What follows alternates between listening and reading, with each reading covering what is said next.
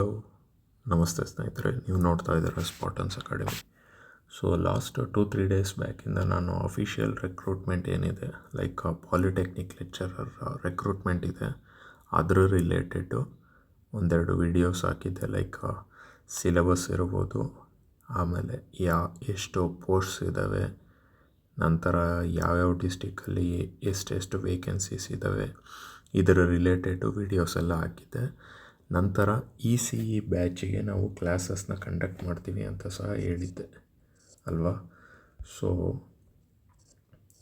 ECE batch, electronics and communication engineering batch ಏನಿದೆ, ಇದು July 5ರಿಂದ ಶುರುವಾಗುತ್ತೆ ಅಂತ ಸಹ ನಾನು ಹೇಳಿದ್ದೆ.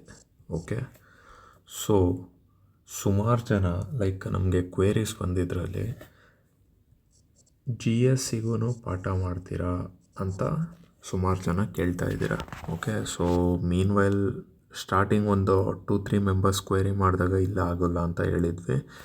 ಬಟ್ ನಂತರ around 15-20 members already like they are demanding to start GSನೂ ಸ್ಟಾರ್ಟ್ ಮಾಡಿ ನಮ್ಗೆ ಅನುಕೂಲ ಆಗುತ್ತೆ ಅಂತ ಹೇಳ್ತಾ ಇದ್ದಾರೆ. ಸೊ ಆ ಒಂದು ನಿಟ್ಟಿನಲ್ಲಿ GS ಬ್ಯಾಚ್ನೂ ಸಹ ಮಾಡಿ ಕೊಡಲಾಗ್ತದೆ. ಹೊಸ ಒಂದು ಬ್ಯಾಚ್ನ ಶುರು ಮಾಡ್ತೀವಿ, ಅದರ ರಿಲೇಟೆಡ್ ಸಂಪೂರ್ಣ ಮಾಹಿತಿ ಈ ವಿಡಿಯೋದಲ್ಲಿ ನಿಮಗೆ ದೊರಕುತ್ತೆ. ಯಾವ ಥರ ಕ್ಲಾಸಸ್ ಇರುತ್ತೆ, ನಂತರ ನೀವು ಯಾವ ಥರ ಅಪ್ರೋಚ್ ಮಾಡಬೇಕು ಈ ಒಂದು ರೆಕ್ರೂಟ್ಮೆಂಟ್ನಲ್ಲಿ ಓದೋದಕ್ಕೆ ಅಂತ. ಓಕೆ, ಫಸ್ಟ್ ಆಫ್ ಆಲು ನಿಮಗೆಲ್ಲ ಗೊತ್ತಿರೋ ಹಾಗೆ ಆಲ್ರೆಡಿ ಲಾಸ್ಟ್ ವೀಡಿಯೋಸಿಂದ ಎಲ್ಲ ಹೇಳ್ತಾ ಬಂದಿದ್ದೀವಿ. ಲೈಕ್ 941 ವೇಕೆನ್ಸೀಸ್ ಇರುತ್ತೆ ರೆಕ್ರೂಟ್ಮೆಂಟಿಂದು. ಅಫಿಷಿಯಲ್ ನೋಟಿಫಿಕೇಷನ್ ಇನ್ನೇನು ಬರೋದ್ರಲ್ಲಿದೆ. C&R ರೂಲ್ಸು ಆಲ್ರೆಡಿ ಬಿಟ್ಟಿದ್ದಾರೆ ಅಂತ. ಸೊ 2 ಪೇಪರ್ ಇರುತ್ತೆ ಈ ಒಂದು ಎಕ್ಸಾಮಲ್ಲಿ. Paper 1, paper 2. ಪೇಪರ್ 1 ಬಂದು ಜನರಲ್ ಸ್ಟಡೀಸ್ ಆಗಿರುತ್ತೆ, ಅಂದರೆ GS. ಪೇಪರ್ 2 ಬಂದು ಟೆಕ್ನಿಕಲ್ ಆಗಿರುತ್ತೆ. ಟೆಕ್ನಿಕಲ್ ಬಂದು ನೀವು ಯಾವ ಒಂದು ಬ್ರ್ಯಾಂಚ್ ಸ್ಟಡಿ ಮಾಡಿರ್ತೀರ ಅದರ ರಿಲೇಟೆಡ್ ಪೇಪರ್ ಇರುತ್ತೆ. ಓಕೆ, ಇನ್ನು ಪೇಪರ್ 1 ಬಂದು GS ಆಗಿರುತ್ತೆ.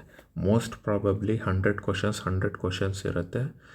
ಆ್ಯಂಡ್ ಮಾರ್ಕ್ಸ್ ಡಿಸ್ಟ್ರಿಬ್ಯೂಷನ್ ಲೈಕ್ ಒಂದು ಕ್ವಶನ್ಗೆ 3 ಮಾರ್ಕ್ಸ್ ಆ ಥರ ಇರೋವಂಥ ಸಾಧ್ಯತೆಗಳಿರುತ್ತೆ. ಓಕೆ, 300 ಥರ. ಸೊ ಈಗ ನಮಗೆ ಟೆಕ್ನಿಕಲ್ ರಿಲೇಟೆಡ್ ನಾನು ಆಲ್ರೆಡಿ ಇನ್ಫಾರ್ಮೇಷನ್ ಕೊಟ್ಟಿದ್ದೀನಿ. ಸೊ ಈಗ ಬೇಕಾಗಿರೋವಂಥದ್ದು GS ಪೇಪರ್ 1. ಓಕೆ, ಸೊ ಇದು KPSC ಅವರು ತಮ್ಮ ವೆಬ್ಸೈಟ್ನಲ್ಲಿ ಹಾಕ್ಕೊಂಡಿರೋವಂಥ ಒಂದು ಸಿಲೆಬಸ್ಸು. ಏನಂತ ಹೇಳ್ತಾರೆ, it is common for all post with degree qualification. ಯಾವ ಥರ ಇರುತ್ತೆ ಜನರಲ್ ಪೇಪರ್ ಅಂತ ಅಂದರೆ, ಒಂದು general knowledge of topics relating to current events ಅಂತ ಹೇಳ್ತಾರೆ, ಸಿಂಪಲ್ ಭಾಷೆಯಲ್ಲಿ ಕರೆಂಟ್ ಅಫೇರ್ಸು. ಓಕೆ, ನಂತರ ಜನರಲ್ ಸೈನ್ಸಸ್ ಅಂತ ಹೇಳ್ತಾರೆ. ಇದು ಯಾವ ಥರ ಇರುತ್ತೆ ಅಂತಂದರೆ, ನಿಮಗೆ 6ನೇ ತರಗತಿಯಿಂದ 10ನೇ ತರಗತಿ ಈ ಕ್ಲಾಸಸ್ನ ಟೆಕ್ಸ್ಟ್ ಬುಕ್ಸ್ ಇರುತ್ತೆ, ಇದನ್ನು ಓದುವಂಥದ್ದು ಇಂಪಾರ್ಟೆಂಟ್ ಆಗುತ್ತೆ. ಓಕೆ, ನಂತರ ಜಿಯೋಗ್ರಫಿ, ಓಕೆ, ನಂತರ social sciences, Indian society and its dynamics, Indian history, Indian constitution and public administration, ಇನ್ನು SSLC ಮಟ್ಟದ ಮೆಂಟಲ್ ಎಬಿಲಿಟಿ, ಕ್ವಾಂಟಿಟೇಟಿವ್ ಆ್ಯಪ್ಟಿಟ್ಯೂಡ್ ಅಂತ ಏನು ಹೇಳ್ತೀವಿ ಅದು. ನಂತರ ಹಿಸ್ಟ್ರಿ ಆಫ್ ಕರ್ನಾಟಕ. ಇಲ್ಲಿ ಅಬ್ಸರ್ವ್ ಮಾಡಬೇಕು ಏನಂತ, ಒಂದು ಇಂಡಿಯನ್ ಹಿಸ್ಟ್ರಿ, ಇನ್ನೊಂದು ಕರ್ನಾಟಕ ಹಿಸ್ಟ್ರಿ. ಓಕೆ, ನಂತರ ಎಕಾನಮಿ ಬರುತ್ತೆ, ಕರ್ನಾಟಕಾಸ್ ಎಕಾನಮಿ ಅಂತ ಬರುತ್ತೆ. ಓಕೆ, ಇಂಡಿಯನ್ ಎಕಾನಮಿ ಒಂದು ಭಾಗ ಆದರೆ ಕರ್ನಾಟಕಾಸ್ ಎಕಾನಮಿ ಇನ್ನೊಂದು ಭಾಗ ಆಗುತ್ತೆ.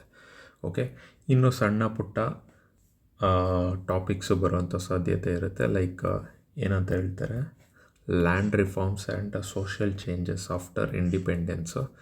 ಅದಾದ ನಂತರ rural development, panchayat raj institutions and rural cooperatives. ಇದಾದ ನಂತರ role of science and technology for efficient administration of Karnataka.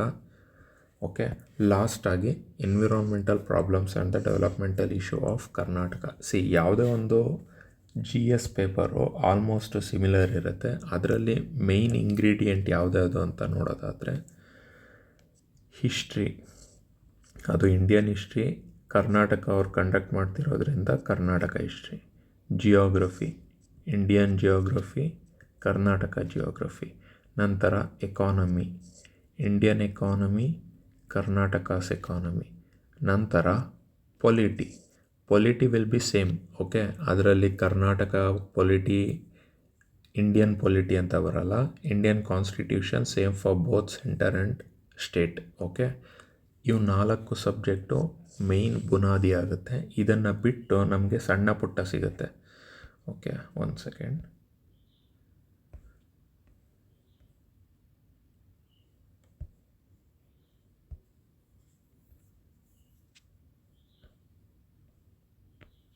Okay, so ಇದನ್ನು ಬಿಟ್ಟು ಸಣ್ಣ ಪುಟ್ಟ ಸಬ್ಜೆಕ್ಟ್ಸ್ಗಳಿರುತ್ತೆ. ಲೈಕ್ ಯಾವುದು ಅಂತ ಅಂದರೆ ಸೈನ್ಸು, ಓಕೆ. ನಂತರ ಎನ್ವಿರಾನ್ಮೆಂಟ್, ಓಕೆ. ನಂತರ ಲ್ಯಾಂಡ್ ರಿಫಾರ್ಮ್ಸ್ ಅಂತ ಏನು ಹೇಳಿದೆ ಅದೊಂದಿರ್ಬೋದು. ಕೋಆಪರೇಟಿವ್ ಸೊಸೈಟೀಸ್ ಇರ್ಬೋದು, ಓಕೆ. ನಂತರ PRI, ಪಂಚಾಯತ್ ರಾಜ್ ಇನ್ಸ್ಟಿಟ್ಯೂಷನ್ಸ್ ಇರ್ಬೋದು. ಇದರೆಲ್ಲರ ಜೊತೆಗೆ ಒಂದಿರುತ್ತೆ ಕರೆಂಟ್ ಅಫೇರ್ಸ್, ಓಕೆ. ಇಷ್ಟು ಇಂಪಾರ್ಟೆಂಟ್ ಆಗುತ್ತೆ. ಫೈನ್. ಇದು ಯಾವುದೇ ಒಂದು ಡಿಗ್ರಿ ಬೇಸ್ಡ್ ಎಕ್ಸಾಮ್ ಬರಿತಾ ಇದ್ದೀರಾ ಅಂದರೆ ಅದರಲ್ಲಿ ಜನರಲ್ ಸ್ಟಡೀಸ್ ಪೇಪರಲ್ಲಿ ಇಷ್ಟನ್ನು ನೋಡ್ಬೋದು. ಇದರ ಜೊತೆಗೆ ಇನ್ನೊಂದು ಇನ್ಕ್ಲೂಡ್ ಮಾಡ್ಕೊಳ್ಳಿ. ಏನು ಅಂತಂದರೆ ಮೆಂಟಲ್ ಎಬಿಲಿಟಿ, ಅಂದರೆ quantitative aptitude ಇಷ್ಟಿರುತ್ತೆ. But major Chanku ನಿಮಗೆ 60 to 70 ಕ್ವಶನ್ಸು ಈ ಪೋರ್ಷನಲ್ಲೇ ಬರುತ್ತೆ, ಓಕೆ. ಇಷ್ಟು ಜೊತೆಗೆ ಕರೆಂಟ್ ಅಫೇರ್ಸು, ಮೆಂಟಲ್ ಎಬಿಲಿಟಿ 1, 2, 3, 4, 5 ಭಾಗ ನಿಮಗೆ ಜಾಸ್ತಿ ಮಾರ್ಕ್ಸು ತಂದು ಕೊಡೋ ಅಂಥದ್ದು. ಇನ್ನು ಸಣ್ಣ ಪುಟ್ಟ ಇಲ್ಲಿ ನಿಮಗೆ ಒಂದು 20-25 ಕ್ವಶನ್ಸ್ ಬರೋವಂಥ ಸಾಧ್ಯತೆ ಇರುತ್ತೆ, ಓಕೆ. ಫೈನ್. ಇದನ್ನು ಇಲ್ಲಿ ಟ್ರೆಂಡ್ನ ನಾವು ನೋಡೋದಾದರೆ ಇಲ್ಲೇ ನೋಡ್ಬೋದು. KPSC ಹಳೆ ಪೇಪರ್ಗಳಲ್ಲೆಲ್ಲ ಯಾವ ಥರ ಕ್ವಶನ್ಸ್ ಬರ್ತಾಯಿದೆ ಅಂತ. ಲೈಕ್ ಇಂಡಿಯನ್ ಹಿಸ್ಟ್ರಿಯಲ್ಲಿ ಒಂದು 8-10 ಕ್ವಶನ್ ಬರ್ಬೋದು. ಜಿಯೋಗ್ರಫಿಯಲ್ಲಿ ಒಂದು 10-12, ಪೊಲಿಟಿಯಲ್ಲಿ 15ವರೆಗೂ ಹೋಗುತ್ತೆ. ಇನ್ನು ಇಂಡಿಯನ್ ಎಕಾನಮಿಯಲ್ಲಿ 10-11 ಕ್ವಶನ್ವರೆಗೂ ಹೋಗುತ್ತೆ.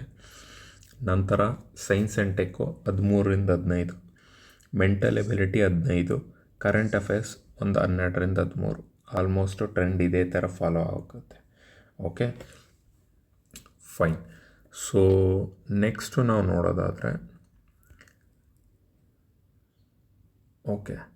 ಸೊ ಈಗ ನಾವು ಫ್ಯಾಕಲ್ಟೀಸ್ ನಾವು ಇದು ಮಾಡ್ತಾಯಿದ್ದೀವಿ. ಎಸ್ಪೆಷಲಿ ಈಗ ನಾನು ನನ್ನ ಒಂದು ಎಕ್ಸ್ಪರ್ಟೀಸ್ ಇದರಲ್ಲಿ ನಾನು ಯಾವ್ಯಾವ ಸಬ್ಜೆಕ್ಟ್ಸ್ನ ಹ್ಯಾಂಡಲ್ ಮಾಡ್ತಾಯಿದ್ದೀನಿ ಅಂತ ಅಂದರೆ ಜಿಯೋಗ್ರಫಿ ಜೊತೆಗೆ ಎಕಾನಮಿ, ಎನ್ವಿರಾನ್ಮೆಂಟು, ಇದನ್ನು ನಾವು ಇದು ಮಾಡ್ತಾಯಿದ್ದೀವಿ.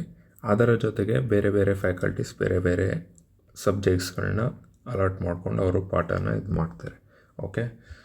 ಸೊ ಅದರ ಜೊತೆಗೆ ಸಿಂಪಲಾಗಿ ಒಂದೆರಡು ಗ್ಲಿಮ್ಸ್ ತೋರಿಸೋದಾದರೆ ನಿಮ್ಗೆ ಯಾವ ಥರ ಕ್ವಶನ್ಸ್ ಇರುತ್ತೆ ಅಂತ ಜಿಯೋಗ್ರಫಿಯಲ್ಲಿ ನೋಡ್ಬೋದು. ಲೈಕ್ ಸೆನ್ಸಸ್ ರಿಲೇಟೆಡ್ ಕ್ವಶನ್ ಇದೆ.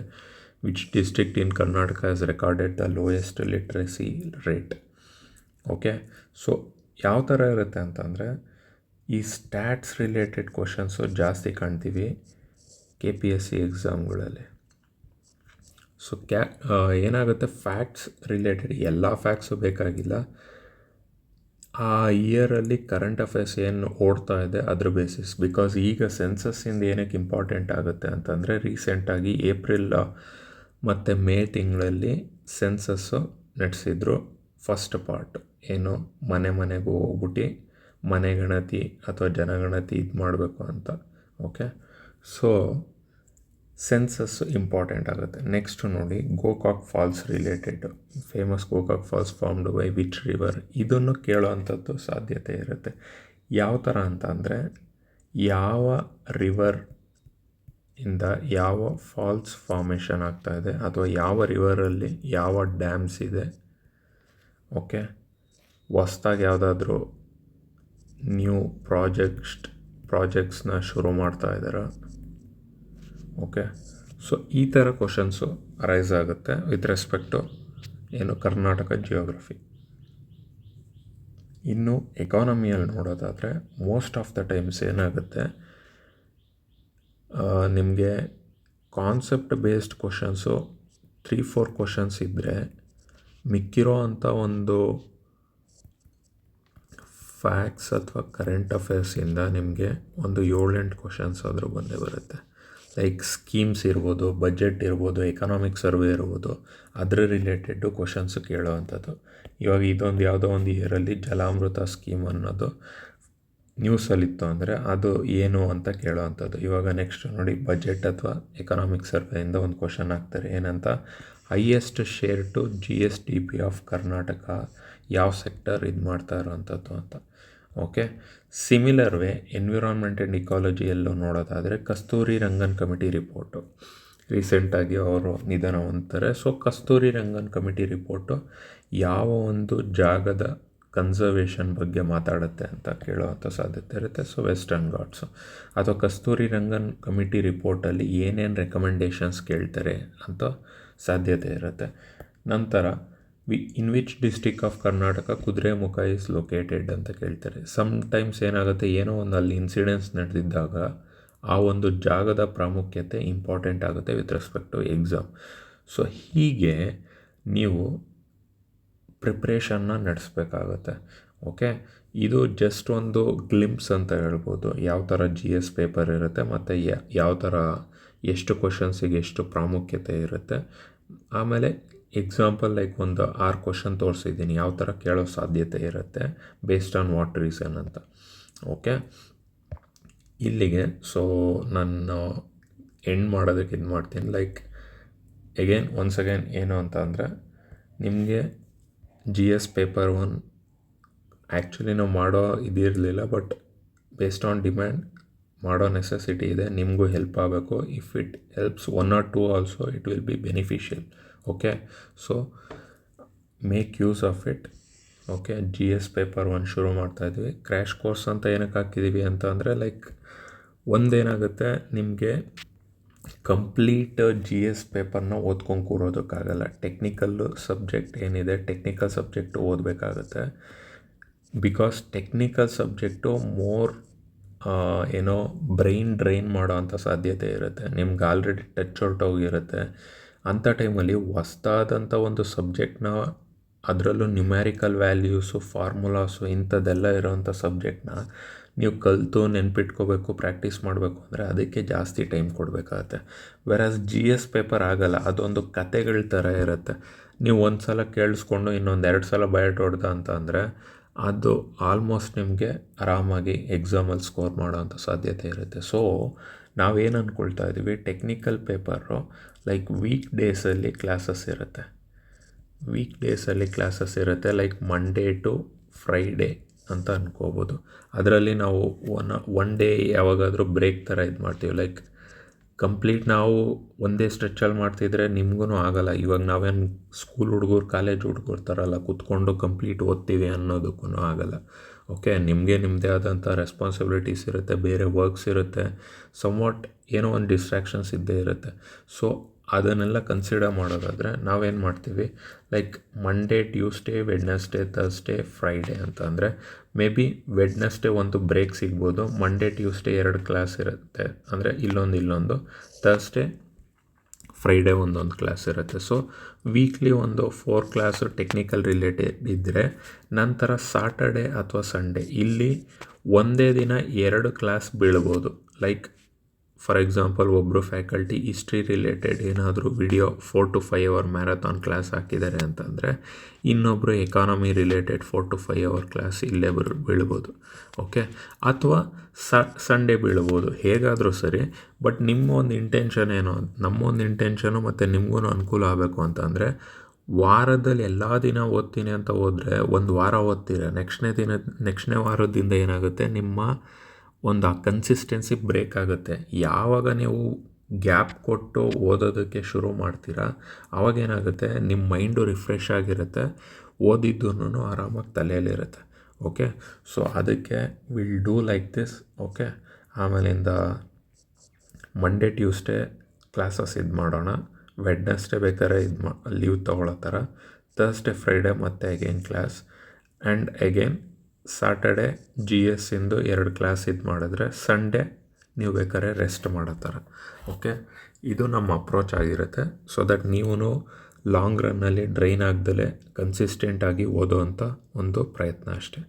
Okay, and fine. ಇಷ್ಟು ಒಂದು GS ಪೇಪರ್ 1ನ ಬಗ್ಗೆ ಮಾಹಿತಿ ಆಗಿರುತ್ತೆ. ಓಕೆ, ಸೊ ಇಲ್ಲಿ ಹಾಕಿದ್ದೀನಿ. And 4 to 5 hour marathon classes on weekends. Start soon ಅಂತ ಹಾಕಿದ್ದೀನಿ. ಲೈಕ್ ಯಾವಾಗ ಬೇಕಾದರೂ ಸ್ಟಾರ್ಟ್ ಆಗ್ಬೋದು, based on your concern and based on your like expectation towards us. Okay, ನೀವು ಯಾವಾಗ ಬೇಗ ಸ್ಟಾರ್ಟ್ ಮಾಡಿ ಅಥವಾ ನೀವು ಬೇಗ ಜಾಯ್ನ್ ಆಗಿ ಬೇಗ ಶುರು ಮಾಡೋದಕ್ಕೆ ಅಪ್ರೋಚ್ ಮಾಡಿದ್ರೆ ನಾವು ಆದಷ್ಟು ಬೇಗ ಶುರು ಮಾಡೋದಕ್ಕೆ ಮುಂದಾಗ್ತೀವಿ. ಓಕೆ, ಇನ್ನೇನೇ ಡೀಟೇಲ್ಸ್ ಬೇಕು ಎಕ್ಸ್ಟ್ರಾ ರಿಲೇಟೆಡ್ ಟು ಕೋರ್ಸ್ ಅಂತ ಅನ್ನೋದಾದರೆ ನೀವು ಈ ನಂಬರಿಗೆ ಕರೆ ಮಾಡ್ಬೋದು. We will provide the complete details regarding this course. Okay, fine. And related fees ಇರ್ಬೋದು, ಮತ್ತೊಂದು ಏನೇ ಕ್ವೆರೀಸ್ ಇದ್ರೂ ಓಕೆ, ಈ ನಂಬರಿಗೆ ಕರೆ ಮಾಡಿ. Okay, fine.